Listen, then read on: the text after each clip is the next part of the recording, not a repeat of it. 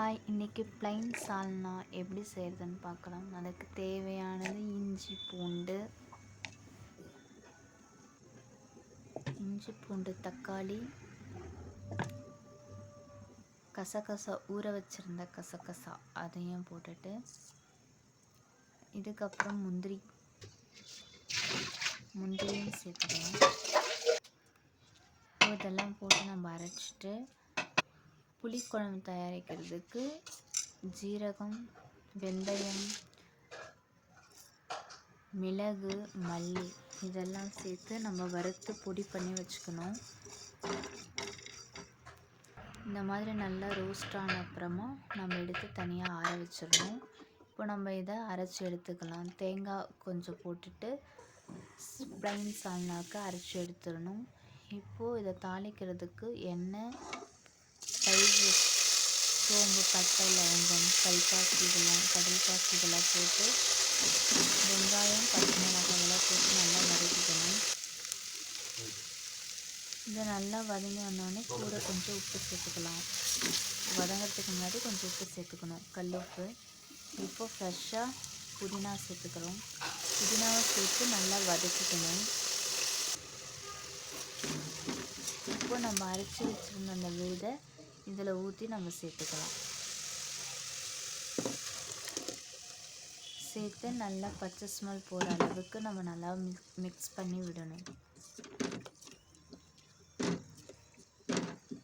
Mix பண்ணி விட்டுட்டு இதுக்கிடையில் நம்ம ரோஸ்ட் பண்ணி வச்சுருந்தோம் இல்லைங்களா, இதை மிக்ஸியில் போட்டு நல்லா பொடி பண்ணி எடுத்துக்கணும் புளிக்குழம்புக்கு. இப்போ பொடி பண்ணி எடுத்தாச்சு. இந்த ஸ்டேஜில் இருந்தால் நம்ம எடுத்துக்கலாம்.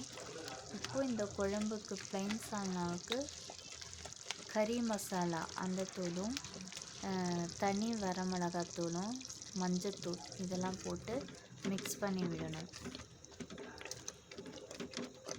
நல்லா மிக்ஸ் பண்ணி விடணும்.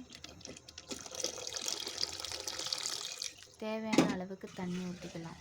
இப்போ புளிக்குழம்பு தயாரிக்கிறதுக்கு நல்லெண்ணெய் ஊற்றிக்கலாம், கடுகு போட்டுக்கலாம், காஞ்ச மிளகாய் போட்டுக்கலாம், கடலப்பருப்பு, உளுத்தம்பருப்பு இதெல்லாம் சேர்த்துக்கலாம்.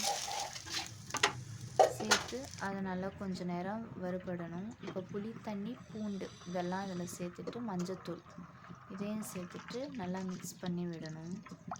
நல்லா கொதித்து ஒரு கொஞ்சம் சுண்டு வரணும்.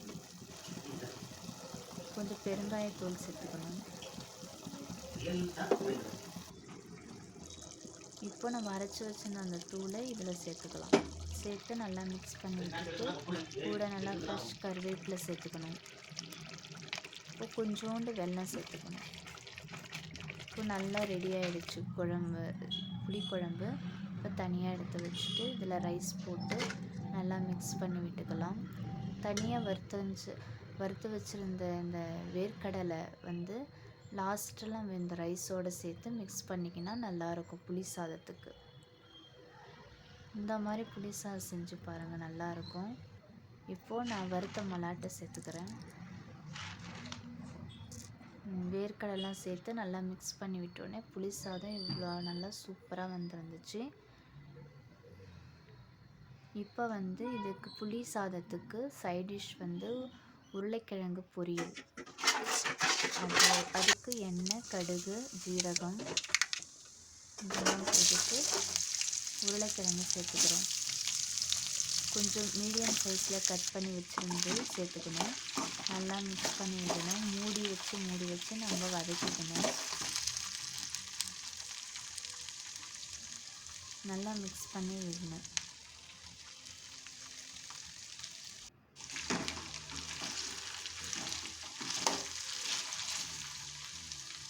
நல்லா மிக்ஸ் பண்ணி விட்டுட்டு கொஞ்சம் உப்பு சேர்த்துக்கணும். தேவையான அளவுக்கு உப்பு சேர்த்து கொஞ்சம் கூட மஞ்சத்தூளையும் சேர்த்துக்கலாம். உப்பு, மஞ்சத்தூள் எல்லாம் நல்லா மிக்ஸ் பண்ணி விடணும். அதுக்கப்புறம் குழம்பு மிளகாய்த்தூள் சேர்த்துக்கலாம். வீட்டில் அரைச்ச குழம்பு மிளகாய்த்தூள் சேர்த்துட்டு அதையும் நல்லா மிக்ஸ் பண்ணி விட்டுட்டு அப்புறம் கொஞ்சம் ஃப்ரெஷ் கருவேப்பிலை சேர்த்துக்கணும்.